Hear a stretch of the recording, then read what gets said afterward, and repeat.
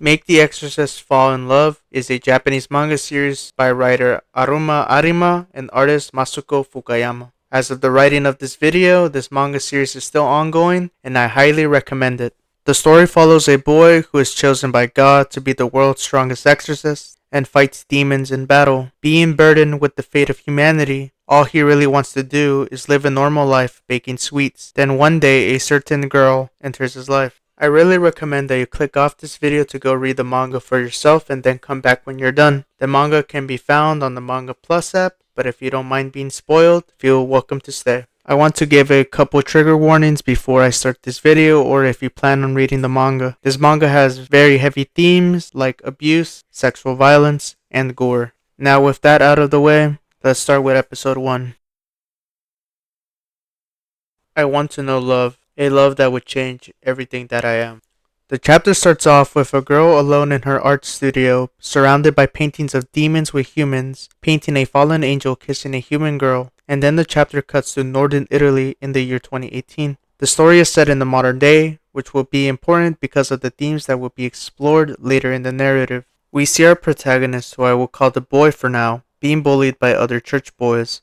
They call him creepy and think he's full of himself, which leads them to strike the boy in the face, causing him to collapse. The boy gets up and turns his left cheek and quotes Matthew 5:39, "But I say unto you, that ye resist not evil, but whoever shall smite thee on thy right cheek, turn to him the other also." This verse is debated whether to be taken literally or figuratively. However, in the context of the narrative, we'll have to wait and see. We move to a panel introducing us to Dante, who is clearly inspired by Dante Alighieri, the Italian poet who wrote the Divine Comedy, and another character called the Abbot. Dante thinks that the boy's devotion is hilarious and asks the Abbot if the boy is the kid he is going to train. The Abbot explains to Dante that training the boy will make it into the strongest exorcist. The Abbot explains how the boy is important to them because he is the hope of mankind and must stay pure. The Abbot mentions that he beat God's teachings into it as a form of raising it properly. If you hate the Abbot now for dehumanizing the boy, you would hate him more later in the chapter. I personally hate him, and you will see why. The Abbot then yells at Dante to keep the boy away from anything immoral, and not allowing him to have leisure time. The Abbot mentions that Dante is a womanizer, which gives us a bit of Dante's character. Dante seems to not take the Abbot seriously, and the Abbot mentions that if it wasn't because they are short-staffed, he wouldn't have to rely on Dante. Dante then tells the Abbot that he has him covered. We move to a panel where the boy and Dante are leaving the church for the boys' training. The boy seems down about leaving, which Dante tries to comfort him by rubbing the boy's head. We move to 2 weeks later in a snowy town where we see Dante drinking and surrounded by women. The boy reprimands Dante on using the church's allowance on women, which Dante jokingly tells the boy that all he has to do is ask for more, which angers the boy. The boy claims that Dante is exploiting the needy using the church's contribution, and it makes him sick. Then one of the women teases the boy, which causes him to leave the room in anger. The woman asks Dante if the money he gave them is too much since it's from the church. Dante explains that the money is enough for them to leave the lifestyle of a prostitute. The woman wanted to return the favor to Dante, but he rejected her advances, claiming that paying girls to sleep with him isn't his thing. Dante then gets up to comfort the boy and tells the women to leave when they want, which leaves one of the women in silence. We move to the boy who is talking to himself in the kitchen as to why Dante is his teacher, and then he relives a memory of the Abbot yelling at him about being born to defeat Satan. The boy grabs his cross and claims his life will be wasted if he doesn't complete his mission. Dante walks into the kitchen and jokes about the boy's scary face, which the boy doesn't humor. Dante then explains to the boy he didn't come to the town to buy women, but because there is a rumor of a demon posing as a prostitute, which he theorizes is a low-level succubus. Dante mentions that's why he's been visiting brothels, because he is looking for clues of the demon's whereabouts. The boy explains that the demons are so weak he can't sense their demonic power, or so strong that's able to mask it. The boy mentions that he's been monitoring the entire town for demonic power and picked up on nothing. Dante doesn't take the boy's claim seriously. The boy then quotes Exodus 20:16, "Thou shalt not bear false witness against thy neighbor," and claims that he won't lie because God is watching. Dante then thinks to himself that he understands why the boy is the hope of mankind. Dante then tells the boy he has a good idea of where to go next and asks the boy to join him.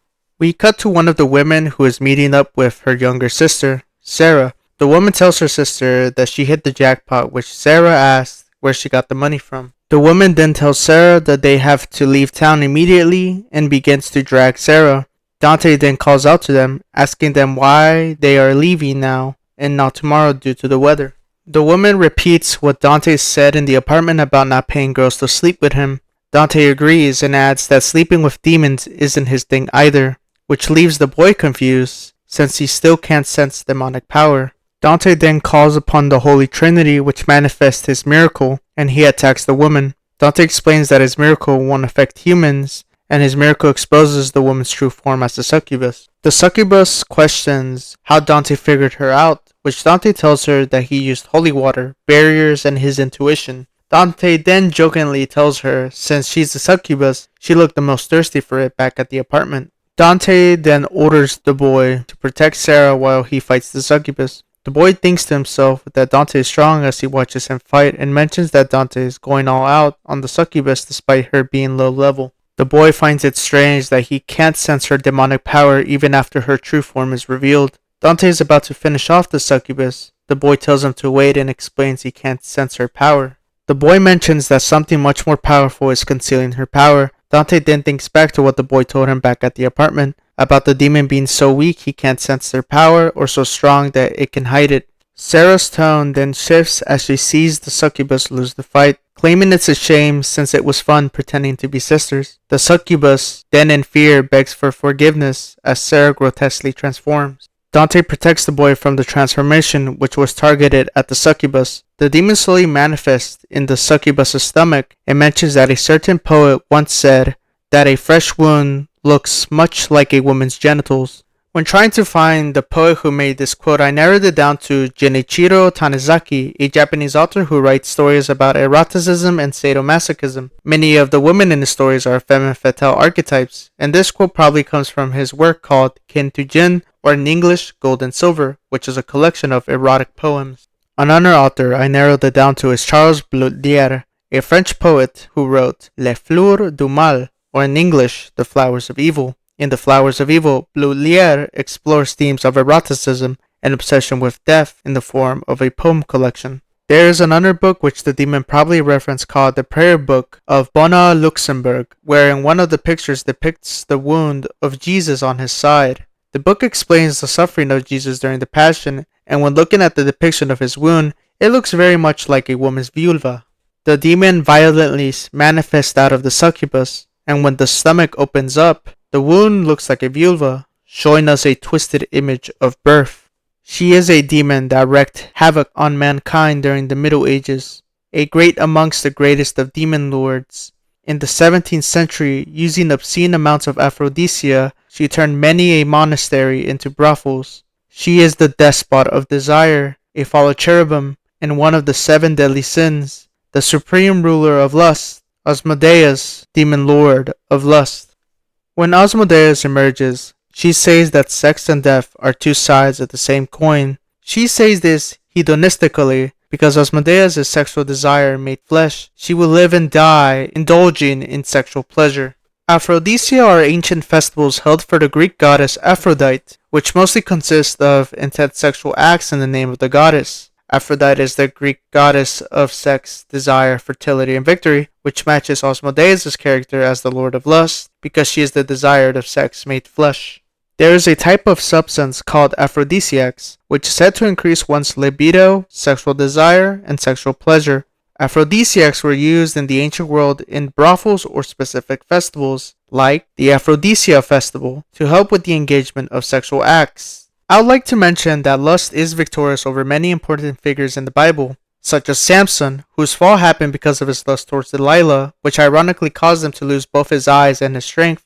King David's fall happened because of his lust for Bathsheba, which led him to kill her husband, and later God punished him by making him lose his kingdom to his own son. And King Solomon, who married 1,000 women, that caused them to turn away from God and worship the other gods of Canaan.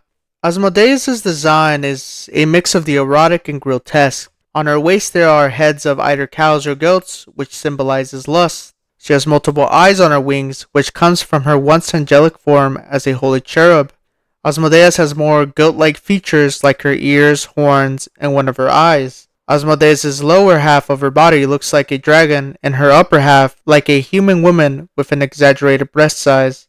This is probably a reference to John Milton's Paradise Lost, where sin is depicted as a beautiful woman above the waist, yet a hideous monster below the waist. This depiction of sin is symbolic because at first, sin seems enticing, but once you get the full picture of it, it's quite ugly. Sin being described as a person is to represent that sin is the child of mankind. After Asmodeus reveals her true form, the boy falls to the ground because of the immense pressure of being in her presence, which Asmodeus explains to Dante that her influence is beyond a mere succubus, and that the boy can't resist his own libido because he's never been with a woman. Asmodeus taunts the boy over his yearning and struggle against his own lust. Asmodeus then manipulates the townswoman to assault the boy and Dante. Dante tries to hold the woman off while trying to get the boy to make a barrier, but all the boy can do is clutch his cross. He is too scared to even move. Quick disclaimer, I recommend that you either click off this video or skip to this timestamp because in the following section, the manga will be covering sexual violence and abuse. And if you do leave, have a blessed rest of your day. Thank you for watching. Through the woman, Asmodeus taunts the boy by claiming that the boy's heavy burden will make it harder for him to escape lust, and claims that the pleasure Asmodeus offers will make it all go away. The boy has a flashback to his time in the church, which we see that the abbot is beating him with a whip while yelling at him that he will face Satan and doesn't want to hear him whine about being whipped, while all the boy can do is yell for help. The abbot claims that only upon entering heaven will the boy know salvation. Earlier in the chapter, the abbot tells Dante that he beat God's teachings into the boy, showing us through the flashback the boy has that he meant that literally, and showing us that he's a hypocrite and not a true follower of God. We come back to the present, in which the woman Asmodeus is controlling look into his mind and taunts him about his abuse. They keep claiming that if he gives into his lust and indulges in pleasure, it will go away, while the women try to undress him. Then they mention that they will take him into heaven. The boy hears the word heaven and remembers Matthew 5:3, "Blessed are the poor in spirit, for theirs is the kingdom of heaven." This verse is important because it means that those who truly yearn for God's grace and mercy will receive such things and inherit the kingdom of heaven for their acknowledgement of their need for God. The boy grabs his right eye and pulls it out, which causes him to snap out of his fear. He then yells to Asmodeus to not underestimate him, and this shocks Asmodeus. The boy asks Dante to create a barrier to protect the women under Asmodeus' control because he will use a powerful miracle. The boy calls upon the Trinity and chains Asmodeus, which slams her to the ground while Dante looks in awe. Asmodeus notices that the power the boy is using isn't something a mere human can wield. The boy prepares an attack and names Asmodeus' weaknesses, being fish liver, which is a reference to the Book of Tobit, which a way to repel Asmodeus is with the liver of sheathfish, and Archangel Raphael. Asmodeus notices that the boy is using the powers of an archangel and begins to panic, telling the boy that using it will break him, which the boy responds by saying he doesn't mind because he was born to fight Satan. While being exorcised, Asmodeus claims all she wanted to do was please him, only for the boy to respond back saying the only one who takes pleasure from rape is the rapist. The boy sends Asmodeus back to Gehenna, and the gates of hell that send Asmodeus back to Gehenna looks like the gates of hell, or in French, La Porte de l'Enfer, by French artist Auguste Rodin, which is inspired by Dante's Divine Comedy. The door of hell closes and disappears as the boy falls sitting down. Dante rushes to the boy.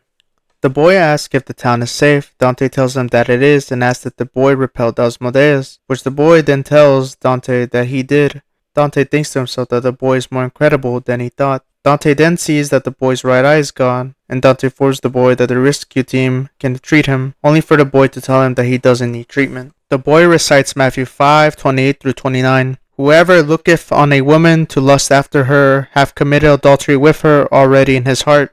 And if thy right eye offend thee, pluck it out and cast it from thee, for it profitable for thee that one of thy members should perish, and not that thy whole body should be cast into hell. The boy claims that losing his right eye is his deserved punishment for looking at a woman with lust, even though Asmodeus tried to rape him and he wasn't at fault for what she wanted to do to him.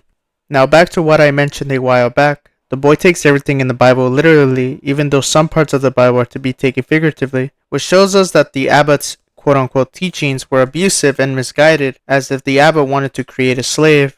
This shocks Dante and he tells the boy if he does get horny, rubbing one off isn't harmful, and once the boy gets older, that it's okay to sleep with someone as long as there is consent. Which is some odd piece of advice, but Dante is trying to reassure the boy that at the end of the day, desire is normal. The boy rebuttals by mentioning that God punished Onan for pulling out on his wife, and mentions that intercourse isn't permitted if only for procreation, which pisses Dante off. Dante mentions that the boy's way of thinking will get him killed one day, which the boy claims that he doesn't mind because if he dies in a holy war, God will come for him. This statement angers Dante. Then he tells the boy that he is not a true believer, but a slave, and all the boy is doing is what others tells him to do to keep God happy, which won't let him get into heaven. The boy gets enraged and attacks Dante for mocking his salvation. Dante dodges the boy's punches and continues his reality check by asking the boy if he is trying to martyr himself because of his painful life. The boy has memories of his younger years. We see that his father abused him, then one where the church abused him, treating him like a dog, and finally one where the abbot abuses him while telling the boy to get up after his beating. The boy tells Dante that he can't bear to live a painful life. Dante hugs the boy, and the boy continues to open up, saying that if he keeps living he won't be happy, and that he has to fight lots of demons and hurry to heaven so he can finally be happy. Dante understands that the boy wishes to be happy, and while wiping his tears away, Dante gives the boy advice about life, to fall in love and love someone. Dante continues by saying that loving someone will make him not want to die, and thinking about the person he loves will change his worldview. Dante then says that by loving someone, the boy will come to love the world that God created. If you fight for yourself, for the one you love, and for this beautiful world, you'll be invincible. The boy found the last bit to be a bit corny, which slightly makes Dante mad. Dante then tells the boy that their training has been completed because the boy repelled Asmodeus alone. The rescue team arrives, and Dante pats the boy on the head and tells him that he'll see him around and hopes the boy finds happiness in life. The panel shows the sun shining bright above the boy, symbolizing hope. We move to 4 years later in Rome, where we see the boy put on a prosthetic eye while putting down a book he was reading when Marco enters his room, mistaking it for the boys' Bible study. Marco then gets back on track and mentions that Satan had made a statement to the Vatican, and the Vatican wishes that the boy take the mission.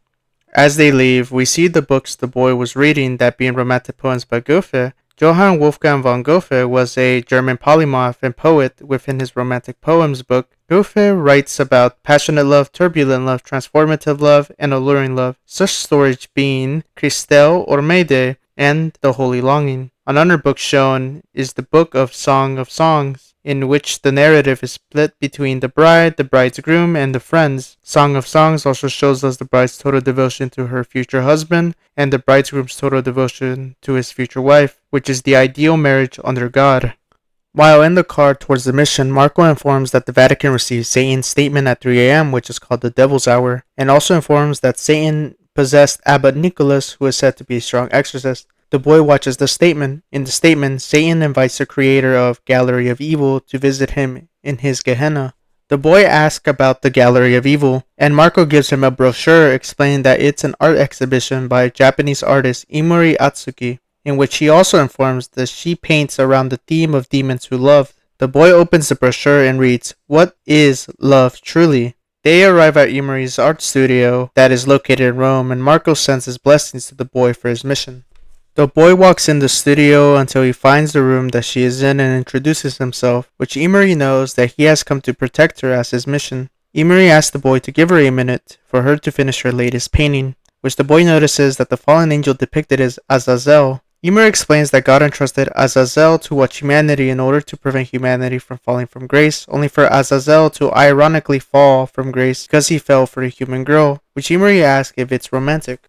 Azazel is mentioned in the book of Enoch as a watcher angel for God, but later became a demon who introduced black magic and sorcery to humans, which later caused people to become wicked and evil, hence the reason God caused the flood. In Genesis 6:1-2, it states that, "And it came to pass, when man began to multiply on the face of the earth, and daughters were born unto them, that the sons of God saw the daughters of men, that they were fair, and they took them wives of all which they chose. They are the fallen angels who fell because of love rather than those who fell with Lucifer after his revolt in heaven." The boy thinks back on what Dante told him about falling in love, and then he asks Emery why is it that Azazel fell in love with a human girl even though it was going against God. The boy apologizes for suddenly blurting it out, only for Emery to laugh and give her own theory as to why Azazel fell. Angels fall to earth by the graveness of their sin, and the gravest sin in the world is love. We see Emery's face, and then we see a panel of the boy slightly blushing seeing her. The chapter comes full circle because the chapter starts with Emery alone painting, and the chapter ends with the boy being there watching her paint. The chapter ends with the episode's title, Love Thy Neighbor.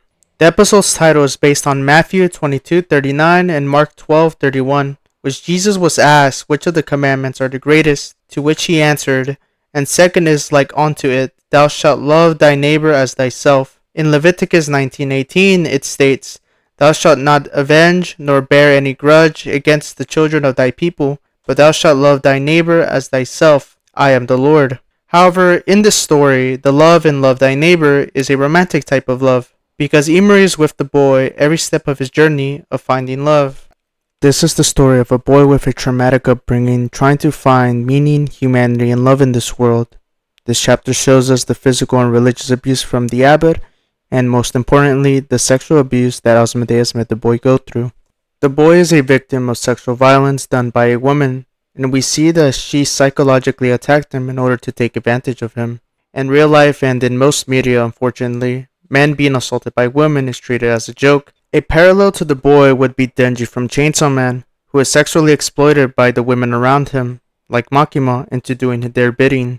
Denji in part 2 is assaulted by Yoru, which leaves him defeated, and it isn't treated as a joke. The boy overcame his abuser, but later in the story, the trauma Asmodeus left him with will come into play. Another thing I like to point out is that the boy overcame lust, which is something that major figures in the Bible didn't overcome. The boy and Emery arrive at Emery's temporary home. The boy apologizes that the house is far away from people so as not to get them involved, which Emery tells him that it's fine because she wanted to return home to Japan in the first place. 5 days ago, Marco protested the idea of the boy going to Japan because the church's support can't reach them there. The boy tells Marco that Emery has a right to return home since her freedom is restricted because of Satan's statement. The boy also mentions that the Lords of Sin have been going after him for a while, and he knows the Church and the Vatican Council will be happy sending him away. Marco worries, but the boy claims that he will protect Emery at all costs, which Emery calls the boy a knight in shining armor, which the boy says that he's a priest and he'll be traveling with her to protect her from Satan. Emery introduces herself as an artist and is glad to have him along. We resume to the present, which we see the boy showing Emery the art studio in the house, and the boy begins setting up ground rules as to keep their lives separate and give her as much space as possible. Emery disagrees with that living arrangement because she can't really do housework like cooking, cleaning, and laundry. Then she asks the boy if he can do all of it, which leaves him in shock for a bit. Emery responds if he thinks it's weird that she can't do housework since she's a girl, and then tells the boy that she always had someone help her with the chores. The boy thinks it over and agrees on the idea with the condition that she will do her own laundry. Emery asks the boy if it's his first time living with a woman, which the boy answers nervously with a yes. She tells him that they should do their best to make it work. This leaves the boy nervous for a bit, and he snaps out of it, asking her if he has to do all of it while seeing a mess. However, work is calling Emery, so she goes to her room. The boy thinks about the information that was given about Emery, such as her being of British and Japanese descent. She's 18 years old and that her family is deceased. She also doesn't attend school, and the salary she gets for painting makes her the top earners in Japan. Then the boy thinks about her theme of demons who love while looking at a painting of Azazel with a human girl. Emery sneaks up on him and asks if her painting is beautiful, which startles the boy, and she begins talking about what the boy mentioned about Azazel going against God's wishes and falling for a human girl. Emery then mentions that she wishes to experience that type of love. The boy thinks about it, going against God for love. Then the boy hears the flap of wings that alert him, and we see a man watching them. After finishing dinner, Emery compliments the boy by calling him a terrific cook, which the boy tells her it's because he helped with many chores in the monastery. Emery mentions that she also grew up in a situation like the boy. Then he asks why she's so talkative out of nowhere, which Emery tells him that they are going to be living together for a while, and she wants to get to know him to get along better. Emery then asks if the boy is interested in someone, or has any love troubles, which the boy slightly gets offended and tells her it's too personal of a question. Emery fires back by telling him that he mentioned love the first time they met. Emery then tells the boy that as an artist, she takes inspiration from things around her, and that she's interested in him. Then she asked him to open up a bit. The boy thinks about it and thinks back to what Dante told him. He is just about to open up until he senses that a demon is trying to get through his barrier. Emery thinks it's an earthquake, only for the boy to tell her that it's a demon. Emery asks what she should do, read a Bible or convert. The boy tells her to feel free to convert, but there is no need because he's there. The boy steps outside the house to confront the demon wearing a tuxedo, just as he breaks through the barrier, and the boy commands the demon to identify himself, which the demon introduces himself as Demon Yamato and proclaims he has taken a liking to Japan's samurai and wants to have a duel with the boy. Another demon tries to sneak up on the boy only to be defeated in one swift punch. The boy commands the demon to call out the other demons hiding. A couple demons come from the mouth of hell to attack the boy. The mouth of hell is the mouth of Leviathan, who serves as the doorway to hell and as a creature. Leviathan is depicted as the gateway to hell in the Life of St. John and Apocalypse picture book, which was created in medieval times. The Leviathan is also mentioned in both the book of Revelations and in the book of Job. The next arc will be focused on Leviathan, but for now, just keep this in mind. Another thing I like to point out, in episode 1, the succubus was swallowed up by the mouth of hell, showing us that lower level demons are taken back to hell differently compared to demon lords. In the house, Emery is trying to stay safe and thinking about the demons attacking. Yamato watches as his kin attack the boy and thinks back to when Yamato told Satan that he could defeat the boy. Satan tells Yamato that the only person capable of fighting the boy is himself. The boy defeats all of Yamato's kin. Yamato can't believe what he sees, and the boy tells him not to underestimate him because he defeated a demon lord of sin without a plan. Yamato spots Emery taking a picture of him, and Yamato begins to target Emery with his demonic attack called Sulfuric Blaze, which is a reference to how hell is depicted in the Bible in Revelations 21:8. But the fearful and unbelieving and the abominable and murderers and whoremongers and sorcerers and idolaters and all liars shall have their part in the lake which burnt with fire and brimstone, which is the second death. While in other versions of the Bible it says sulfur, in this version I'm reading this as fire and brimstone, which kinda correlates.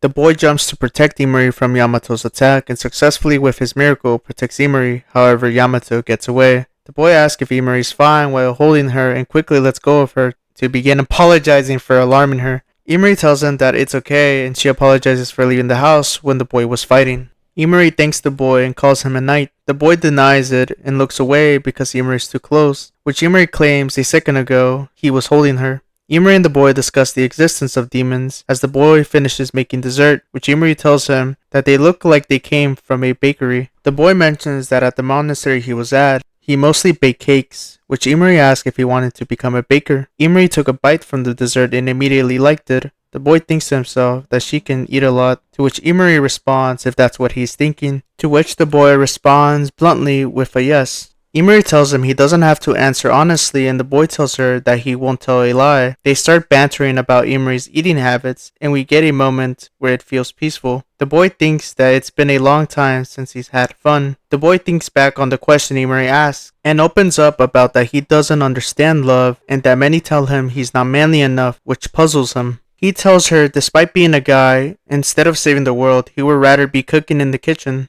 Emery tells the boy they will get along just fine. The boy tells her that he is no knight, and the only thing he can do is exorcise Satan. Emery lets him know that she is counting on him. Emery gets a call from work and goes to her room, while the boy thinks back at how Yamato managed to break through his barrier and tells himself that he is still weak and presses his right eye, while thinking in order to protect Emery, he has to get stronger. Emery sits on a stool in front of another painting of a fallen angel and starts talking about her deadline, taking a while. On the other side of the phone, we see that she is talking to Satan about his plan to make the boy fall for her before his rebirth. Emery is then revealed to be a demon and is ready to set the plan in motion while addressing Satan as Lord. The painting makes it look like Emery has devil's wings and a devil's tail, for she is a Lilin, an original succubus. The chapter ends with the episode's title, Make the Exorcist Fall in Love.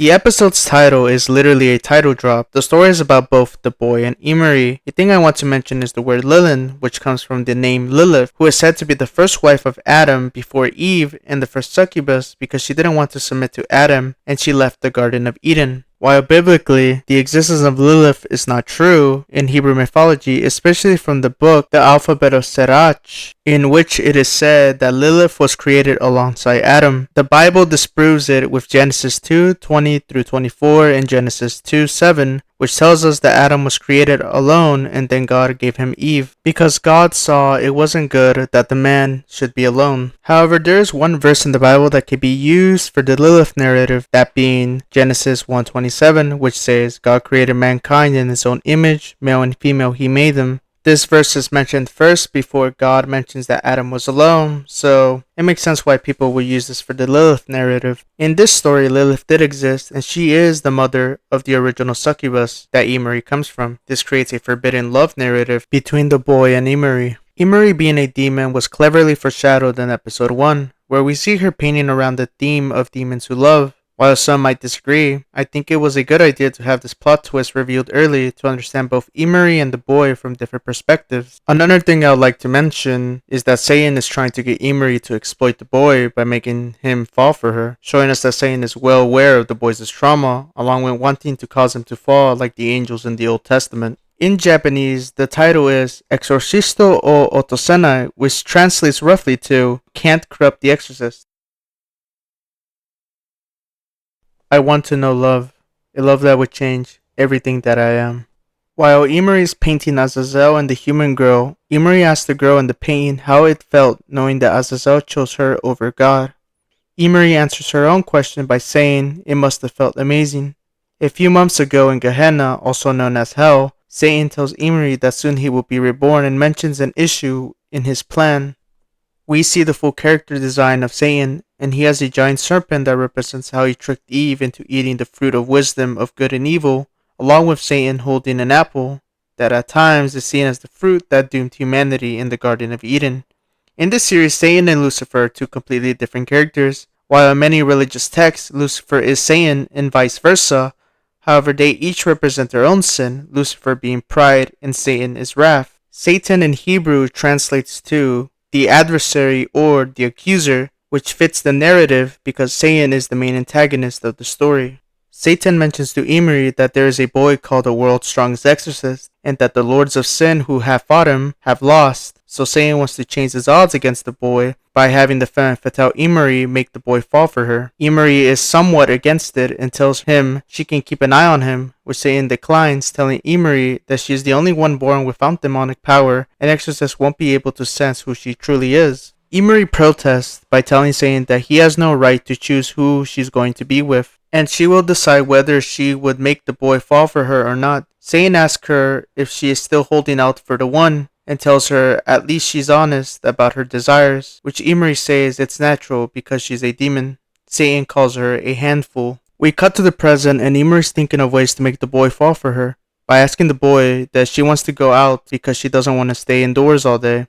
The boy apologizes, but he believes it's too risky for her to go out. Emery tells him it'll be fine because he is strong. Emery also mentions that Marco told her about the boy's achievements, such as defeating 3 demon lords in 4 years. We are shown a panel where we see Marco mention that at the age of 12 the boy repelled Asmodeus, at the age of 13 he repelled a certain wicked raven and defeated the Lord of Flies. The boy mentions that he only repelled them, and he explains that the lords of the 7 deadly sins are the end result of a fallen angel's journey. While the boy mentions this, we get a reference to Gustave Dor's art piece, The Fall of Lucifer, who was the first fallen angel. Emery asks the boy the lords he has repelled. The boy lists off Asmodeus, Lord of Lust, Mammon, Lord of Greed, and Beelzebub, Lord of Gluttony. The boy mentions the other lords he's yet to encounter, being Lucifer, Lord of Pride, Leviathan, Lord of Envy, Belphegor, Lord of Sloth, and Satan, Lord of Wrath. When the boy finishes listing off the lords, Emery thinks back on the mission Satan gave her, and that the other demon lords aren't aware of it. Emery starts thinking that while the boy is protecting her from the demon lords, she has to make him fall for her, while hiding her true identity. The boy tells her she need not worry because he'll keep her safe, and mentions that other members of the church are assembling in Japan. The boy proclaims he'll exorcise any demon that comes his way. Imari thinks to herself that if she doesn't like him, she'll run away. The boy and Imari visit an aquarium, and they both seem to be having fun. Imari tries to get close to the boy, but he steps aside, which causes Imari to pout. Imari asks the boy if he's a virgin, in which he asks what's up with her. She swears she's not trying to make fun of him, but wants to genuinely know if he'll feel lonely after a while after taking an oath of celibacy. The boy tells her that there's more to life than just an oath, and that he had given himself to God, which he doesn't regret. The boy then mentions what Dante told him about love, and mentions that after seeing her painting of Azazel, who went against God for the notion of love, it made him curious about love. Imari mentions that he is just like her. The boy thinks to himself as to why, when he's around her, he feels unbelievably at ease. A raven watches over them as they enter the orca show because Imari wanted to see them. During the orca show, we see that Imari is having fun, and she asks the boy if he also is having fun, to which the boy answers with a yeah. The boy is also puzzled by how he is having fun. Then the raven starts speaking to the boy, telling him it's been 3 years. This catches the boy by surprise, and the raven starts testing how much of a man the boy became. The raven soon possesses an orca, which causes the boy to feel demonic power. Imari shows concern over the boy, and then the orcas start breaking the tank and attacking the civilians. The raven flies away after the orcas go wild. The boy calls out the demon's name, Mammon. The boy acts fast by grabbing Imari and jumping towards the tank. Imari tells the boy that she can't swim, and he tells her not to worry. The boy, using his miracle, recites Exodus 14:21, and Moses stretched out his hand over the sea, and the Lord caused the sea to go back by a strong east wind all that night, and made the sea dry land, and the waters were divided. The boy splits the tank's water in two and rescues the children. Imari looks in awe as she sees a recreation of the parting of the Red Sea. With only a command, the boy made the demon leave the orca's body. The boy checks on the children and hugs them to let them know that they are safe. We move to the aftermath of the incident, and the boy apologizes to Imari for grabbing her despite it being an emergency, and asks her to forgive him. Imari thinks it's cute that he's so earnest, and tells him that if she ever ends up like Sleeping Beauty, he has permission to kiss her on the cheek to wake her up. The boy then tells her that it's his mission that she doesn't end up like Sleeping Beauty. The chapter ends with the episode's title, Femme Fatale. Femme Fatale is French for fatal woman. They are a literary and character archetype that appears in hard-boiled crime stories during the 1930s when pulp magazines were popular. These type of women are described as seductresses who lead anyone who falls into their sexual lure to their doom, either through traps or straight-up murder. Think Ada Wong from the Resident Evil series. Imari is a femme fatale, and Satan wants her to lead the boy to his doom. However, it seems that Imari has the innocent soul of a maiden who yearns for love, which is kind of ironic because she is a succubus. This chapter is very slice of life, along with the introduction to this arc's main antagonist, Mammon. Who the hell was she? Sorry for the delay in updating. I've been busy for the past few days. I can't say it out loud, but there was an accident at the aquarium where I work. It is very dangerous that the killer whale's aquarium breaks and the children get involved. I wasn't there, but it seems that one of the civilians rescued the children. There seems to be a lot of strange testimonies, but the problem is after that. On the day of the accident, in the middle of the on-site inspection, the forensics suddenly pulled up and religious people in black clothes appeared. They asked the staff about the situation at the time, cutting crosses and sprinkling water. It's more than suspicious. After a while, they went home in a hurry, as if they were sure of something. The next day, when I looked around the aquarium, there was a young girl in front of the exhibition tank. She stares at the creatures in the aquarium and refuses to move. I said, I'm off today. Even so, she doesn't move. That's where I felt uncomfortable. Where did this child come from? Of course, the entrance and exit were strictly sealed because it was immediately after the accident, and there could be no children here. Then she felt eerie, and the girl muttered something. Between the waist, all the aquariums were cracked, and the surroundings were filled with water, and the creatures inside jumped out all at once. The girl walked straight in the direction of the sea, and the creatures began to swim as to follow her. I don't know who she was. However, considering that the killer whale was not disposed of, it may not be a bad existence. I'm going to talk to Kurofuku about this matter tomorrow. I probably translated it wrong, or butchered what was said in this file, but I would love it if a Japanese speaker told me what it really said. Anyways, this is from the point of view of a worker who saw the church cover up the incident, and saw a young girl at the aquarium who will be important later in the next arc.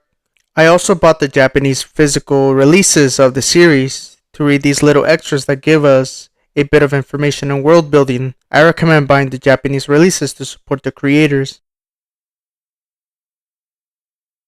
Imuri and Satan are on the phone discussing the mission, and Satan notices that Imuri is in a good mood and thinks that she's warming up to the boy. Imuri tells Satan that she doesn't know yet about liking the boy and won't quit the mission just yet. Satan mentions that Asmodeus put the boy through the ringer a couple years back and tells Imuri to be nice to him, in which Imuri tells him that it's not her job to nurse the boy. Imuri lets Satan know that the boy is keeping his distance from her, but gets interrupted by a noise on Satan's end of the phone. Satan is punishing Yamato for getting in the way of his plan, and as Satan is punishing Yamato, Yamato claims that the boy will fall to Mammon's hands. Satan warns Imuri to be careful since Mammon is after the boy. Imuri asks jokingly why can't Satan protect her, which Satan jokingly tells her that if he could, the world would already be his. Imuri hangs up the phone after the boy announces that breakfast is ready, and Imuri leaves her room to join him. After finishing breakfast, the boy tells Imuri that Mammon is after him and begins to explain to her that Mammon is the embodiment of the sin of greed. Mammon turns mankind's desire for money, status, and power to demonic power. The boy has a memory of when he battled Mammon 3 years ago and mentions that Mammon recovered enough power to reincarnate to get revenge on him. The boy also mentions that other exorcists would normally protect her in his stead, which they can't because they are working on other matters. The boy then tells Imuri that he wants to eliminate Mammon as soon as possible in order to remove the risk of her being in danger. Imuri asks if he knows where Mammon would be. The boy tells her that since he is opulence personified, and if people hoard money in a certain place, Mammon is bound to be where wealth is gathered. The boy shows Imuri a list of places where Mammon could be hiding, and the boy claims he will strike first. Imuri looks at the list and tells the boy that if Mammon really wanted to see him, he'll make it easier for the boy to find him. One thing I'd like to mention is that Mammon translated in Hebrew means money or wealth. In the New Testament in the Gospel of Matthew, it states in 6:24, "No man can serve two masters, for either he will hate the one and love the other, or else he will hold on to the one and despise the other. Ye cannot serve God and Mammon." This verse tells the reader that you cannot claim to love God if you love wealth, or love your wealth and claim that you love God. Another verse that can be tied to this verse is in 1 Timothy 6:10, "For the love of money is the root of evil, which while some covet after, they have erred from the faith, and pierced themselves through with many sorrows," which tells us as the reader that being greedy or loving money is evil, which makes sense given that Mammon is greed personified. We cut to Shinjuku, which fits well with Mammon because within Shinjuku, there is the red light district of Kabukicho, which has love hotels, host and hostess clubs, nightclubs, and restaurants, which gives the district the name the Sleepless Town, or in Japanese as Nemuranai Machi. We see Mammon talking to himself in his office and starts talking about how flashy John Martin's painting, The Destruction of Sodom and Gomorrah, is. He then mentions that when God burned Sodom to the ground, he danced with joy. One of the sins of Sodom and Gomorrah was inhospitality and oppression, which were so evil in the eyes of God that he destroyed both cities himself. There is another sin that is associated with Sodom and Gomorrah. However, we're going to have to leave that for later in the story, because in later arcs it will be important for a certain character. A reason Mammon would be associated with these cities would be that he is avarice, which also means to do things out of self-interest, and within Sodom and Gomorrah, it was reigned by people who did things out of their own selflessness and desires, which led them to create a depraved society. Mammon raises his left arm to commence an attack. We cut back to the boy and he senses Mammon's attack and hurries outside while telling Imuri to stay inside. We get a double-page spread of the attack Mammon is making, and the boy mentions that Mammon is imitating God by using the same attack God had used against Sodom and Gomorrah. Mammon drops his arm and the boy, jumping towards the attack, recites Genesis 19:24-25. Then the Lord rained upon Sodom and Gomorrah brimstone and fire from the Lord out of heaven, and he overthrew those cities and all the plain and all inhabitants of the cities, and that which grew upon the ground. The boys' and Mammon's attack clash. Then Mammon notices that Gabriel is helping the boy and mentions that he can see that the angels have taken a liking to him. While struggling against Mammon's attack, the boy thinks to himself that if he doesn't stop the attack, not only Imuri is in danger, but the residents that live in the area. The boy musters the strength to stop Mammon's attack and falls to the ground. Emery rushes to his side and asks if he's okay. He, however, selflessly asks if she is okay. Emery thinks to herself that not even a demon lord can take him out easily as she watches him heal himself. Emery thinks back to her mission and notices that it is quite the task. A black envelope flutters in the wind and the boy catches it. From Mammon's office, he tells the boy that he has passed and he wants to pick up their fight from where it was left off 3 years ago and fight like true men. The chapter ends with the episode's title, Mammon. I don't think it's crazy, it's too irrational. At the discretion of the boy, Atsuki Imuri's temporary residence became Japan. On that day, the boy said the choice of her residence is of course a right that she should be granted, and even if something happens, he can deal with it, so there is no problem. How long do we have to be swayed by his infantile omnipotence? Capable people must use their powers for more happiness. On the other hand, there are people who should be sacrificed for a lot of happiness. You think so too, don't you? In the first place, in the council, he was supposed to create a living space on the bottom of the sea and put Atsuki Imuri under house arrest there. The main purpose is to keep an eye on her and listen to Seiin's appearances without involving the surrounding civilians as much as possible. There is still no doubt that it was most reasonable to have the desired boy do the mission as usual to the extent that he could immediately go to the place of house arrest. But the boy refused all of them. If you don't protect her with privacy in mind, you have to cooperate. I can only think that Jonas gave him too much power. Also, in the council, as the third meeting, Atsuki Imuri's, the letter is burned from here. This basically details that the church wanted to protect Imuri by having her isolated at the bottom of the ocean, but it was refused by the boy because he wanted her to have the right to live where she wants, and he'll protect her. The person writing this thinks that the boy has too much power in the church, and thinks that the boy is not capable of wielding the powers of God. Again, if there are any Japanese speakers in the audience that can correct me on my mistranslation, please do so. There is a demon who long ago taught humans to excavate gold. They became obsessed with its beauty so much that they killed each other over it. They abandoned all modesty and began to look into their neighbor's bowl in search of more, the greed of mankind. The demon takes that greed and turns it into his own power. His name is Mammon, the Lord of Greed. His very name means wealth. He is the ruler of greed, one of the 7 deadly sins. In his office, Mammon senses that the boy has arrived. In the elevator, Imuri and the boy discuss the legitimacy of the invitation, thinking that it could be a trap, but the boy doesn't think that it is. The boy tells Imuri that Mammon attacking them at the aquarium and at their home is just him setting the stage for their fight. The boy also mentions that Mammon doesn't need to try deceit because he's already insanely strong. Imuri notices that the boy is nervous and thinks that Mammon must be powerful, until the boy assures her that he'll protect her even if it costs his life. He tells her to trust him. Imuri mentions that the breakfast that he made tasted off. The boy immediately apologizes, then Imuri tells him it's because she knows he's been on edge all day. To calm him down, Imuri tells him that for dinner she wants Chinese, and he can think of the menu, which calms him down. They reach the top and the elevator opens. As they step out, they are immediately put in Mammon's domain, which the boy notices it's because of the invitation in his bag. Mammon walks in with his follower and welcomes the boy, telling him that he's been waiting for him and notices that the boy has changed the last 3 years. The boy shields Imuri and tells Mammon that humans grow. Imuri looks at Mammon and begins thinking that he is like Satan and Asmodeus, a sin of mankind. Mammon glares at Imuri, which startles her. Then Mammon begins asking the boy if he slept with her yet, which angers the boy. The boy yells at Mammon to take back his insult, which Mammon just tells him is a question and tells the boy that women are objects that help men grow to greater heights. Mammon begins asking the boy what he thinks makes a man.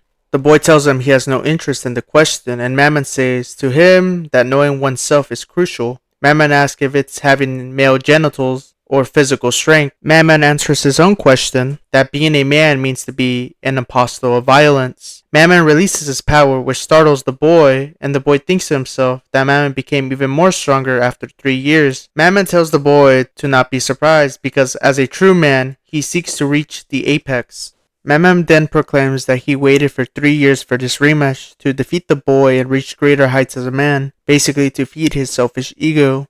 Mammon tells the boy to attack him and that fighting is a part of man's nature. The boy thinks to himself that he could defeat Mammon, but he has to protect Emery. The boy prepares his miracle for the fight. Then Mammon begins his attack with his first ring. He calls upon the horns of Achelous, which are giant diamonds, and he strikes the boy. Mammon goes on a rant about how the boy has fought like a true man because he has nabbed win after win against the demon lords.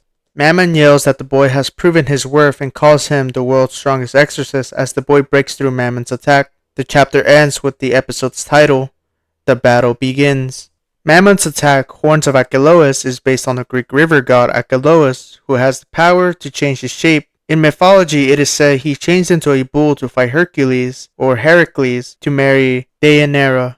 In the fight, Achelous got one of his horns broken off, and later he wanted his horn back. However, nymphs and naiads used the horn as a basket to fill it with fruits and vegetation. The horn was later called cornucopia, which translates to horn of plenty. The horn also symbolizes abundance, which would fit this story because Mammon is the lord of greed, and he is the embodiment of the abundance of wealth. Another thing I like to point out about Mammon is that he is a misogynist because he doesn't see women as people rather than objects, further showing us his selfishness. Today is the decisive battle. The company's friends have already received sufficient reward from Mr. Mammon are scattered in various places. Everyone said they would stay here, but what Mr. Mammon said, it is absolute. We received an order from Lord Mammon. Even if I'm cleansed, the fire of greed will not be extinguished. He said that fighting with absolute victory is a difference between not expecting defeat, and even if he is cleansed, he will not be in trouble for his human subordinates to live. But I decided to stay here out of my own selfishness. I was scolded many times, but he gave up. The devil does not die, but it seems that it takes a long time to revive if it is hurt to the depths of the soul. If Mr. Mammon loses, this will surely be the last time I can be with him. To him who rescued me from this ridiculous society, until the end I want to accompany you. No, Mr. Mammon will definitely buy it because he is our hero. This is written by Tachibana, the woman who is with Mammon when the boy and Emery are brought to his domain. In the letter, she is talking about how Mammon is telling his followers that they can carry his torch of greed if he is defeated. Tachibana also shows us that she selfishly stayed with Mammon even though he ordered his followers away because he is her hero. 3 days have passed since Asmodeus' exorcism. After receiving first aid in the town, the boy in the example was selected for a few meetings, and his physical condition seems to have recovered. However, he is still in an unstable state mentally, and he is often erratic and makes the two doctors in charge suffer. The kind of sedation in which the restraints make sense doesn't work, so Nicholas plays a role in suppressing him.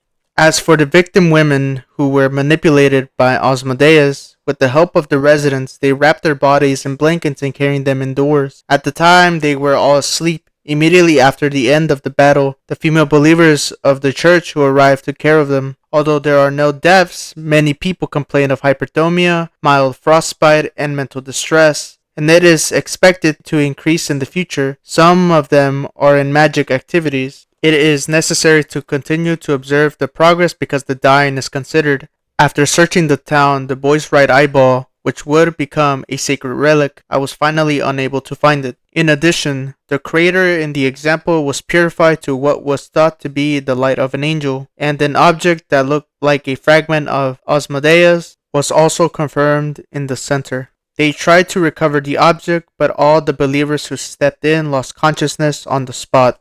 It is speculated that he rejects the original sin of the fruit of wisdom. In other words, it's like heaven only there. I hastily issue a ban on the surroundings, but it is necessary to collect the fragments as soon as possible and block the crater. Reporter Exorcist Dante. This report details the aftermath of episode 1. In the report, we are told that the boy suffers mentally because Asmodeus tried to rape him, which added more trauma to the boy's mental state. We are also told that the women who were controlled by Asmodeus fell asleep after Asmodeus' defeat and developed hypothermia because of the cold weather. Another detail in this report is that after Asmodeus was exorcised, a piece of her was purified by the miracle the boy used and was in the center of the crater left behind by the attack. Followers who tried to get the purified fragment of Asmodeus were knocked out because it rejects sin, which caused Dante to close the area off. Dante also writes that when looking for the boy's right eye, which could be used as a relic, he ultimately couldn't find it. These relics will be important later in the third arc of the story, so please keep them in mind. Also, if I mistranslate any of these and if you know Japanese, please correct me if I mistranslated. Absolutely. Snowy mountains are troublesome because all kinds of supplies are expensive. 50 euros of wine is sold at more than twice the price at the hotel in the warehouse. It's because of transportation costs. If it's inconvenient to move like this, I dream of a wormhole. Yes, that big jaw that appears at the end of demons may be called a wormhole. We call it Leviathan's mouth. When the pseudo-flesh demon falls into the magic hot water and can no longer keep his body, it is the Hell Gate that carries the soul to the other side. The name was given from the lore that the mouth of the demon king Leviathan was connected to Hell, but considering it in light of past materials, we cannot deny the possibility that the lore is true. However, according to the story of the boy, it seems that the Hell Gate, which appeared when Asmodeus and Mammon were sent to Gehenna, was very similar to that of the sculptor Rodin. Apparently, the Hell Gate of the Demon Lords is specifically made, unlike the small fish. Why is the Devil's and Humans' design the same? Previously, there was a discussion within the Research Institute on the agenda, and it was more exciting with small talk. The drunk colleague brought up Plato's idea theory and held his breath away. In other words, the gate of hell as a perfect idea is ahead, and Rodin, an excellent artist, thinned into it with his mastery of technology. If you ask me, it's nonsense. The devil is fashionable and likes entertainment. I'm sure Rodin's Hell Gate was cool, so the demon lords just liked it and used it. In episode 2, I slightly mentioned that Leviathan's mouth was connected to hell because we see the mouth of a monster eat up exorcised lower level demons, and in episode 1, when Asmodeus is exorcised, we see the gates of hell, which reference Rodin's sculpture. The researcher who wrote this memo mentions that another researcher thinks that Rodin was under demonic influence, claiming it's Plato's theory of idea or forms, in which Plato claims that the way we see the world is a reflection of a higher being or something in a different realm. For example, in the spirit world, there is a perfect art piece. In the real world, the artist makes that perfect piece into reality, basically making a concept become reality. The other researcher thinks that Rodin created the gates of hell because a demon had the idea to create the gates of hell in that way. The researcher writing this memo thinks it's nonsense and believes that the demon lord saw Rodin's Hell's Gate and used it because they liked it. Calf. Hey Emery. Emery. What? Calf. I hadn't been here for a long time. Are you working again? Emery. Luck. Calf. Seriously? How about the current man? Emery. From Calf, good at cooking. Calf. Shut up. Calf will be an important character later in the story. For now, leave her as a good friend of Emery. Before they begin their fight, the boy tells Mammon that if he's only after him, then to leave Emery out of it. Mammon tells the boy that he did not invite her and that the boy was the one who brought her there. Mammon agrees with the boy, saying that Emery will only get in the way. Then he orders Tachibana to get refreshments for Emery while the boy creates a barrier to keep her safe. The boy explains that the barrier only reacts to demonic power or evil intent, which is proven because Tachibana walks in the barrier without trouble, which the boy notices and says that it also reacts to weapons and poisons. Emery thinks to herself that if she had demonic power, she would be dead. Mammon puts a barrier down over the boys' barrier to combine both barriers to make it safe, and Mammon calls it a cage that won't disappear until the boy defeats him. Mammon says excitedly that they can finally fight. Emery reassures the boy that she would be okay and that he should focus on defeating Mammon. The boy agrees and walks towards Mammon while doing the sign of the cross, which symbolizes the Trinity. Mammon explains his power being in the form of rings, which symbolizes greed throughout human history and gives him different powers. Mammon explains that the first ring on his thumb is the treasure symbol, which symbolizes mankind's greed for wealth. Mammon uses the ring on his index finger and summons Iron Maidens behind the boy, which opens and reveals modern-day weapons like machine guns and missiles, which begins firing at the boy. Mammon explains that this ring is the symbol of technology, called Deus Ex Machina, which represents mankind's greed for agriculture, industry, construction, military, and the pursuit of technology. One major event I can connect to this type of greed would be the Cold War, in which the United States and the Soviet Union had a geopolitical rivalry about which one of their political ideologies is more powerful, capitalism or communism. During the Cold War, the United States and the Soviet Union had an arms race to see which one of them had a superior military and superior nuclear weapons. Another technological race they had was the space race, which both powers raced to show who could reach the moon first, which is the greed of status, power, and technology. Deus ex machina, translated from Latin, means God from the machine, which is normally used in literature much like an ass pull. However, in this story, God from the machine is quite literal because the pursuit for technology can be like a god. The boy is unharmed by Mammon's attack because Mammon wasn't aiming at him, which the boy questions. Mammon answers by telling him that he is setting up the stage for their fight by revealing his power to make their fight between men fair, which the boy understands. Tachibana asks Imuri how she can be so calm that the boy is fighting Mammon, to which Imuri answers that the boy is probably going to win the duel. Mammon tells the boy that the stage is set and uses his middle finger to call upon the third ring, Garden of Dionysus, which summons flowers and mushrooms which release gas that stagger the boy. The boy notices that the gas is like that of synthetic drugs, like psilocin and methamphetamine, which he quickly tries to break down, but while trying to break it down, Mammon takes that opening to strike the boy. Dionysus is the Greek god of fruits, winemaking, insanity, and ecstasy. He is also known as Bacchus, which comes from the Greek word bacchia, which means frenzy or madness, which fits his title as the god of ritual madness and ecstasy. Drugs cause momentary ecstasy when used, and drugs are made out of plants that have the ability to induce such effects, hence why it's called the Garden of Dionysus. The third ring represents the greed of ecstasy or the indulgence of harmful substances, because drugs have a strong pull on those addicted to it and make them want to take more and more to feel that high again, which fits the theme of greed, because to be greedy is to do things out of your own interest, wanting more of things that can and can't harm you. One thing I want to add is that narcotics provide escapism. The ring could possibly represent the greed of escapism or the greed of momentary pleasure. The boy is slammed against the ground after Mammon's attack, which concerns Imuri. Mammon, on the other hand, begins another attack by using his thumb finger to figure out what the boy is doing, because he notices something off. Mammon summons another horn of Achilois to attack, to which the boy raises his hand but does not use his miracle, but dodges the attack instead.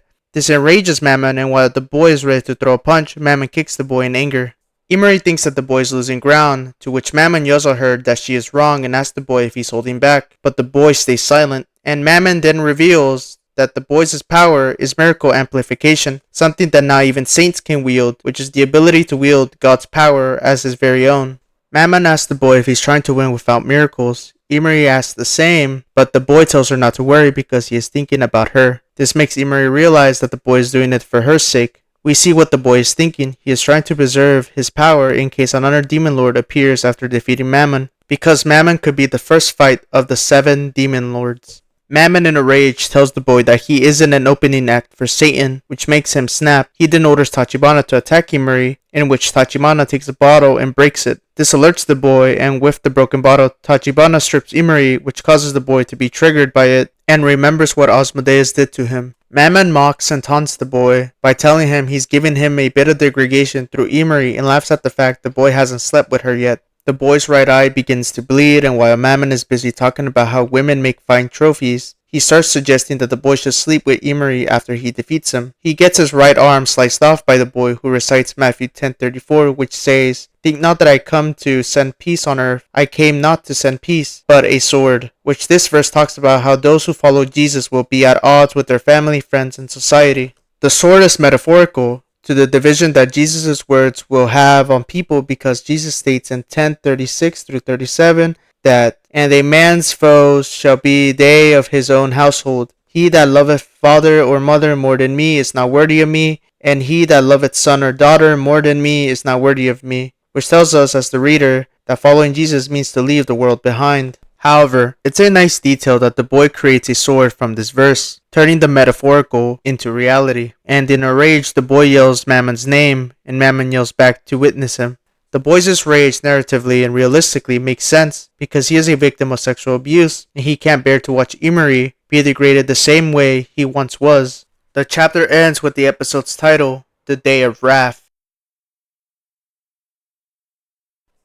After Nicholas left, I was asked by Dante to see the boy. What was bad was its raw ability. It is said that he picked out his right eye during the battle, but other tissues were not injured at all except for the lack of an eyeball. The bleeding stops cleanly and there is no inflammation. He often panics in the hospital and acts on his own, but the wound is quickly closed.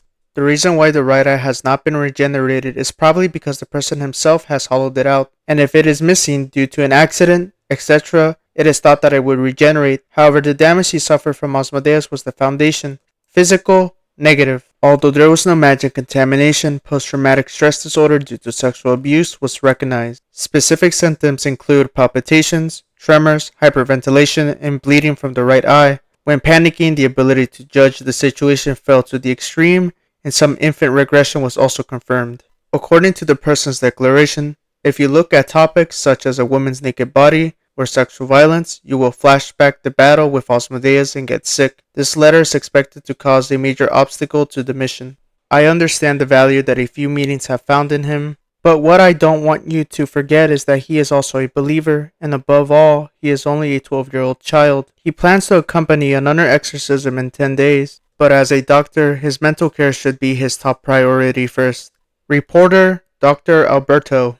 This report is from the doctor who treated the boy after the events of episode 1. We are told that the boy has PTSD after what Asmodeus did to him, and his PTSD is triggered if topics of sexual violence are brought up or if he sees a naked woman. The doctor wishes that the boy make his mental health his top priority, but it seems the boy is still more focused on the mission. This is the reason why the boy was very wrathful in episode 6. It's because of his mental condition which hasn't been fully resolved. This also shows us as the reader that the church's dogma is still ingrained deeply in the boy's mind, making it hard for him to fully recover from his trauma. The church is the reason for the boy's desire to complete his mission and then die. After what Asmodeus did to him, it added more to his trauma, making it harder for him to resolve his mental health. Even after all of this, I really do hope he can find happiness after what he went through.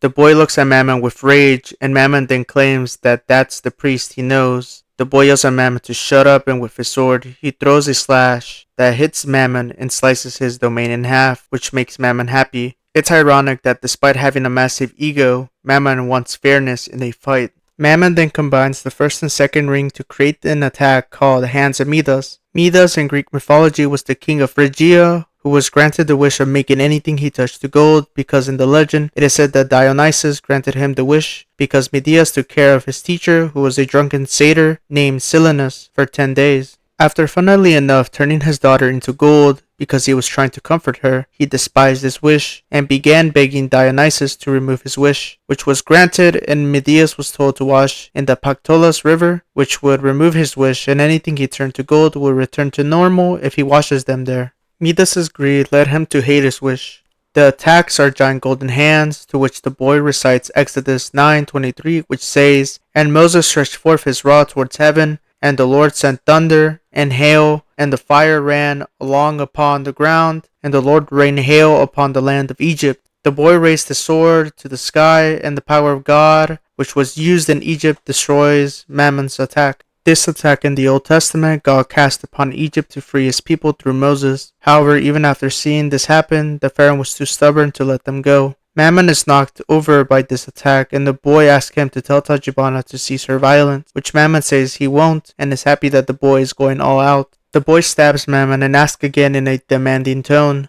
Tachibana worries about Mammon, but he tells her that even though women are objects to him, any follower of his is a friend, and tells Tachibana that he won't let the boy hurt her. He then tells her that she follows no one's orders but his, which Tachibana agrees to. Imari thinks to herself that the reason Tachibana is so devoted to Mammon is because he acts more of a lord than Satan. The boy asks if he won't tell her to stop, in which Mammon yells that he won't and wants to continue their fight of the ages by raising his left arm. However, in quick succession, the boy rips off his fingers that have the rings on and asks if that's where his power comes from. Both Imari and Tachibana watch in horror as the boy does this to Mammon. Imari thinks to herself that the boy is truly terrifying.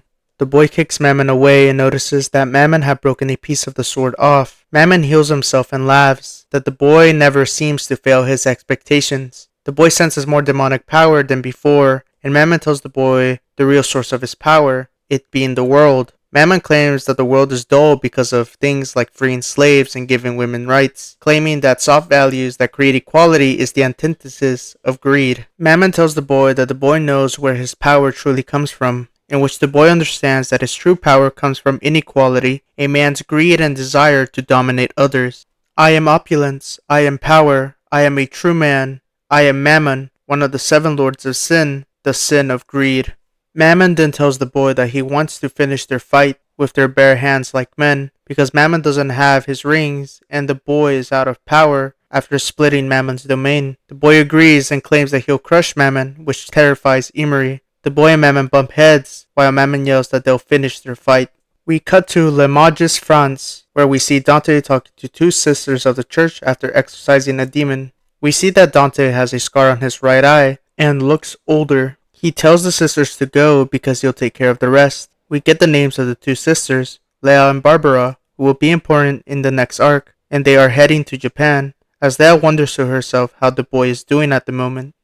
The chapter ends with the episode's title, Masculinity. What is masculinity, or what does it mean to be masculine? Before I answer this question, I'm going to talk about Mammon. Mammon is shallow, just like the very sin he represents, and his masculinity is also shallow. Mammon's masculinity is toxic, which has traits to Machiavellianism, narcissism, and greed. In Machiavellianism, the key trait a person must have to dominate others is apathy, manipulation, pragmatism, cynicism, and selfishness, which goes in a political or business setting, which matches Mammon because he is designed like a company's CEO, and as we know, companies are known to be very cutthroat, often dominating their competition to make more money.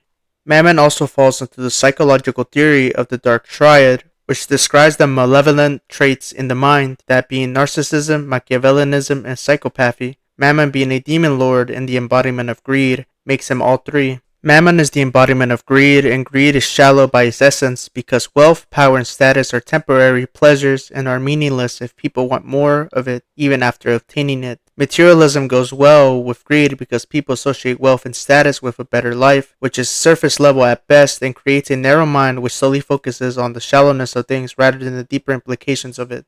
Mammon is toxic masculinity's greed for wealth, status, and power, which rejects the anima within a man. The anima is a Jungian archetype, which is from the dualistic archetype called the anima and animus. The anima is within the man and the animus is within the woman. The anima is described as the feminine traits/sides of the man. An example of feminine traits are empathy, vulnerability, and gentleness, which should be balanced with a man's masculine traits. Toxic masculinity rejects this because these type of people believe that being ultra-masculine, stoic, and misogynistic is a man's true masculine qualities, but they are wrong, and it goes against Jungian masculinity and biblical masculinity. There are 4 stages the anima develops in, called the stages of eroticism, those being the Eve stage, the Helen stage, the Mary stage, and the Sophia stage, which will be important later. Mammon rejects his anima and his solely surface-level masculinity. The boy, on the other hand, is a complex masculinity, or to be precise, more biblical.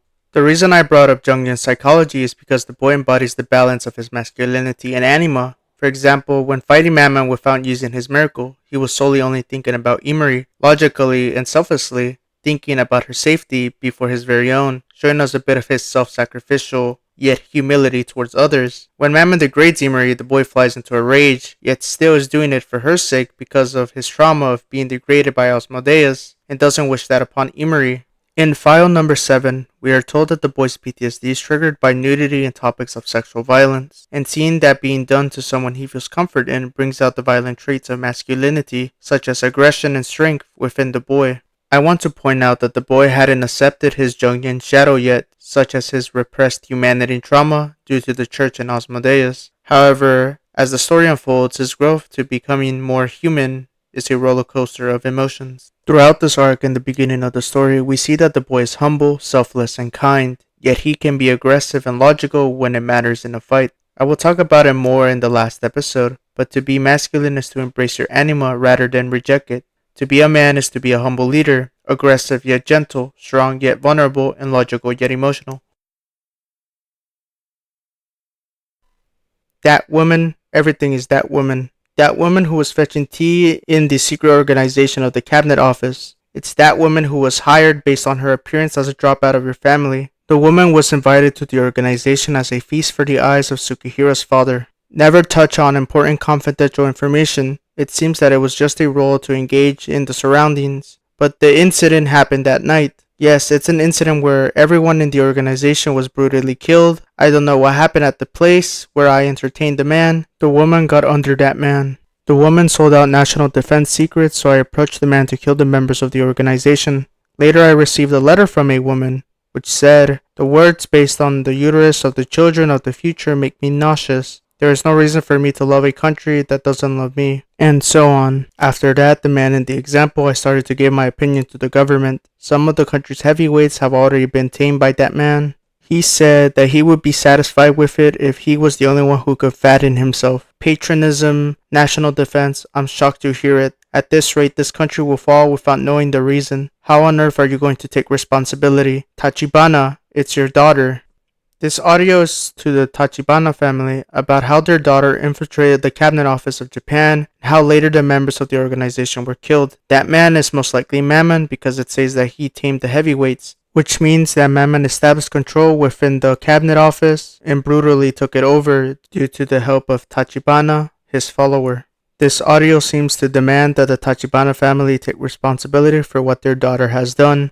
This gives us a bit of backstory to Tachibana and how Mammon managed to be in power in Japan in the first place. The boy and Mammon clash into a fierce fight, which Mammon happily rants about how he can feel the boy's fighting spirit and malice, then proceeds to tell the boy to kill him with the might of a real man. While fighting, the boy thinks about Emery and tries to calm himself down with Exodus 20:13, which says, "Thou shalt not kill." But then he is reminded about Emery's degradation and lands a fatal blow by ripping Mammon's heart out. The boy throws the heart at the barrier, which terrifies Tachibana, but Emery looks concerned. The boy manages to pin Mammon to the ground, and just as he is about to land the punch, Mammon slams his head against the boy to get him off and asks the boy if that's all he's got. The boy and Mammon continue their fierce battle until the boy gets the upper hand and repeatedly strikes Mammon's face. Emery then notices that both of the barriers are disappearing, noting that both the boy and Mammon must be at their limit. The gate of hell appears after Mammon's defeat, and he is disappointed that their fight has ended and claims they only got started. Mammon then smiles while telling the boy that they had a pretty good fight, and happily asks the boy to finish him off like a man since the fight is over. The boy raises his arm to strike Mammon one last time and says "Be gone," which Mammon happily accepts. Tachibana watches in horror while Emery starts thinking to herself that the anger the boy is feeling is for her sake, and she then mentions that she knows that the person the boy is at the moment isn't who he wants to be. Emery thinks back to when the boy mentions that he'd rather be in the kitchen cooking than saving the world. Emery then quickly yells at the boy that she wants fried rice, which stops the boy from landing the final strike on Mammon. Emery continues that despite asking the boy to think of something to make, she really wants fried rice for dinner, which snaps the boy out of his rage. The boy then stands up and looks at Emery with a smile. Mammon, however, seems angered by this, then begins to demand that the boy look at him, that their fight isn't over, and that the boy shouldn't look away from the enemy. While Mammon continues his tangent, the boy grabs his leg and he asks what the boy is thinking, which the boy answers that he's thinking of a fried rice recipe, which relieves Emery. The boy throws Mammon at the gates of hell, which Mammon refuses to go in and begins going on a tangent about how their duel was sullied, how their bond of manhood was faded, and a man's worth in battle. Mammon then goes on a misogynistic rant about how a man shouldn't listen to a woman because women can't be taken seriously. Emery then runs towards the gate and slams it shut while yelling that Mammon talks too much. Emery walks away annoyed and the boy looks in concern. Tachibana collapses after Mammon's defeat. The chapter ends with the episode's title, Sic Transit Gloria Mundi. Sic Transit Gloria Mundi is a phrase said in Latin which means thus pass the glory in the world, which is said during the papal coronation. This ceremony is when newly elected popes take up the responsibility of leading the church and making oaths to God. The pope says, Pater Sancte, sic transit gloria mundi, which translates from Latin to Holy Father, so passes worldly glory, which symbolizes that the pope acknowledges that power and fame is temporary. In the context of this story, Mammon is greed of power, wealth, and status, who was defeated in battle, which would match this phrase because his power has passed, for he was only temporary. Calf, that's right, what's going on with your privacy? Didn't you see this kind of exchange? Emery, It seems to be okay. It seems that they will definitely protect the privacy around here. Calf, do you believe that? Emery, because I'm a liar, I'm going to be able to identify people who lie. Calf, This is a conversation between Calf and Emery discussing Emery's privacy, which was mentioned a couple times when looking at these files, especially in file number 2. Emery immediately tells Calf that because she's a liar, she can figure out who's lying about her privacy. Mammon's domain slowly crumbles away, which places the boy, Emery, and Tachibana inside a normal office. The boy apologizes to Emery about not being able to protect her, which Emery tells him that she wasn't hurt. They both soon notice that Tachibana is mourning Mammon's defeat. Tachibana then explains that when she was with him, she was able to be around strong people regardless of her gender or race. Tachibana then explains that because she trampled on the weak and ruined many lives, she knows her sins won't be forgiven with an apology, but yet she still enjoyed doing it. Tachibana grabs a broken bottle ready to commit suicide, claiming she knows Mammon will have a place for her in his Gehenna. The boy tries to stop her, but Mammon's raven knocks the bottle away from her neck, which she asks why he won't let her join him. Tachibana remembers when Mammon told her that he won't let anyone hurt her, which causes Tachibana to cry, and she claims that Mammon shouldn't belittle her because she would have given her life for him. The boy and Emery were ready to leave, however the boy notices on the window his bloody reflection, which causes him to think that Mammon was correct about him being just like him, an apostle of violence. The boy looks onto his bloody hands and claims that in the end that's what he became. He then asks Emery if he was manly. Emery quickly responds to him that he wasn't and tells him that even though he showed his scary side, he was doing it for her sake. Emery thinks that it's frustrating trying to sum up both his strength and kindness in the word manly, but that praising him belongs to him alone, while telling him that the boy was just himself, which comforts the boy, and he gives her thanks. The episode's title is shown, The Left Hand of Darkness, which I will talk about in a bit. We cut to the house where the boy finishes making fried rice and Emery happily digs in. We get a bit of exposition of the aftermath of Mammon's defeat, such as how the stocks of companies who were associated with him plummeted, economies suffered a heavy blow, racist organizations funded by Mammon were dissolved, which is a jab at companies that perpetrate bigotry in order to make more money from said extremist groups. We cut to the Vatican where the Pope and the Pope's Council discuss the boy's second victory over Mammon, and they discuss that with the boy being a blessing from God, that Satan will not prevail. The Pope discusses that Sister Leia and Sister Barbara were sent to assist the boy with Emery, and that Dante was dealing with the other matter, which is revealed to be witches that Dante is investigating, and they end their meeting claiming that the gospel will soon be upon them.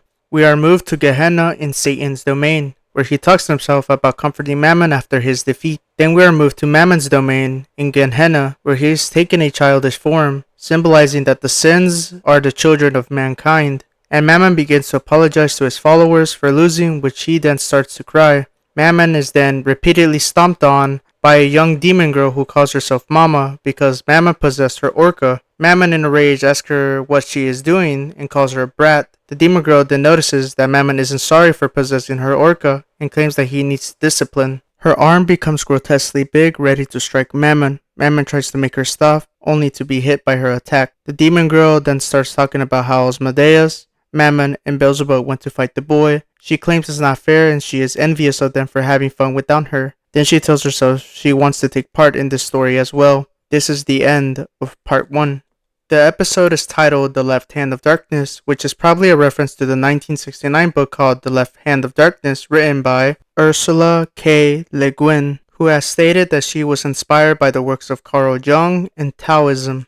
In the book, Le Guin explores themes of duality and the balance in unity. An example of said balance of unity is a balance between opposites, like light and dark, or man and woman, or yin and yang, to reach wholeness. In Taoism, duality is more of a harmonious interconnectivity of two forces like yin and yang. Like in Jungian psychology, in order to reach the self, one must accept the Jungian shadow, which symbolizes our bad qualities. Taoism tells us to embrace our negativity to reach harmony. Both of these philosophies tell us to have a balance between both our positive and negative traits. That's the reason why Mammon lost. It's because he rejected his anima and fully embraced his selfish masculinity, which was so fragile to the point he had to cry because 1. The boy beat him in a fight, and 2. The boy didn't feed to his narcissism, and the boy didn't embrace his violent masculinity, which Mammon wanted to see. In a way, it's like Emery is the boys' anima. Because he listened to her, he didn't carry out killing Mammon, which would have probably scarred him if he went through with it.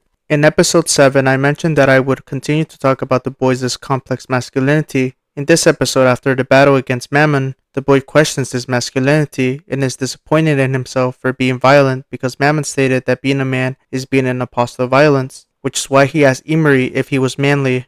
Emery comforts him by telling him that despite his scary moment, she knew he was doing it for her. While she thinks summing up both his strength and kindness under the word manly is frustrating, she knows that he's both. I want to discuss the term Apostle of Violence, which is a title given to Frantz Fanon, who wrote the book Les Damnés de la Terre, or in English, The Wretched of the Earth, which is a psychoanalysis on colonialism and the dehumanization that comes with it. The first section is called On Violence, which discusses that colonialism and decolonization have violence perpetrating it. Fanon claims that colonial violence has to be met with a counter-violence in order for those being colonized, in this case dehumanized, to regain their humanity, hence why they call him an apostle of violence. In the context of this story, it's more about masculinity and dominating the weak, because Mammon is pure violence of domination, and the boy is a counter-violence against it. In a sense, both are apostles of violence, because they are using violence to achieve something, but the boy's violence is more of a necessary violence, because he was triggered psychologically into becoming violent. The boy is more masculine than Mammon. The boy is able to show kindness, humility, selflessness, and gentleness, but can be aggressive when it counts or when he needs to. Mammon is aggressive and narcissistic most of the time, yet can slightly show kindness when it counts after his defeat, showing us that he keeps his promises and has also been humbled. To be a man is to have a balance of your masculinity and anima to create your whole self. Despite the boy not accepting his Jungian shadow yet, he is slowly learning how to accept it, with the help of Emery, who is basically his anima. While the church's dogma is the reason he is the way he is, we know deep down he is just a boy who wants to live a normal life away from the holy war. One parallel I could connect the boy to is Jesus. Jesus was humble, kind, and selfless because he performed the ultimate demonstration of love and forgiveness that was his crucifixion. Before he was crucified, when the temple was hosting merchants, he saw the corruption and took action. Basically, to be peaceful, yet to take action when you see evil. The boy falls in the Mary stage in the stages of eroticism, or the righteous and paragon of virtue stage. This stage in the anima's development is a spiritual devotion someone has that transcends other types of feelings. For example, to be in the Mary stage, a man must look at a woman as an individual rather than an object for one's desires. The boy doesn't see Emery as an object of desire, rather an individual he has to protect and care for. Also, keep the Jesus parallel in mind. It will be important later in the series and in the narrative. I forgot to mention that biblical masculinity is like Jungian masculinity. However, the sole difference is that in biblical terms, you have to have sacrificial love and humility rather than being self-serving, like Mammon. Hi Marco-kun, it's Alexandra. I'll talk about it now because it's troublesome to be happy, because it's a waste of my time. Yeah, that's right, because I'm doing another analysis now. Please transcribe Marco. It seems that the aftermath of the disappearance of Mammon is more amazing than I imagined. I wonder if the damage in the United States is greater than in Japan. It seems that the stock prices of large companies have skyrocketed and there are riots in various places. So far there have been no riot deaths, but I think it's only a matter of time. There are already suicides among investors and the unemployment rate will increase by a few percent as far as the estimates are concerned. In the end, there should be a considerable number of deaths. Ironically, there are people who are in trouble by defeating the Demon Lord because the exploitation of wealth is deeply rooted in social structure. Our church is also made up of donations from the speaker. It's hard for rich people to go to heaven, but oh, please cut that part. I don't want my superiors to know. This is describing the aftermath of Mammon's defeat, which pretty much started on under depression. Alexandra is calling Marco discussing the damage Mammon's defeat caused and calls out that even the church is also ran by donations, which is pretty much a call out to churches who are corrupt because of greed. I just want to say thank you for watching. I had to write out this part because I'm socially inept, so please bear with me. Anyways, this video took me a long time to make and I had fun doing it. I will work on part 2, but since I'm new to this video essay thing, voiceovers, and editing, it might take me a while, so apologies for that. I love this manga series with a passion. I've read it since it came out, and I wanted to express my love for this series, which I did, hence why this video is an hour and 30 minutes long. Despite loving this series, I can also critique it, such as things in this manga can come off as overly edgy, and its themes at times are as subtle as a brick to the face, but despite these flaws, to me it's a masterpiece. Once again, thank you for watching. I hope I convinced you to either go read it if you're new, or reread it if you are already a fan of the series. Another reason I made this video is because no one talks about it. Would be cool if Wendigoon or Masked Man covered it, but that's just wishful thinking. I'm a big fan, by the way. And it's not popular as the mainstream titles like Chainsaw Man or Jujutsu Kaisen, which pretty much makes this series a cult hit, which is probably a reason why no one really talks about it, or maybe it's because of the themes that are presented. I like how the creators put actual research into the source material and critiquing the Christian religion, such as how the church is portrayed as more morally gray than good, and how very biblically epic the story feels. Also, please trust me on this. Listen to Millie while reading it, it will set up a beautiful vibe. The art is very beautiful and stylistic, along with having an amazing aesthetic, giving the series its own visual identity. I'll gush about it more in a future video later on. Anyways, thank you once again for watching. Until next time, God bless.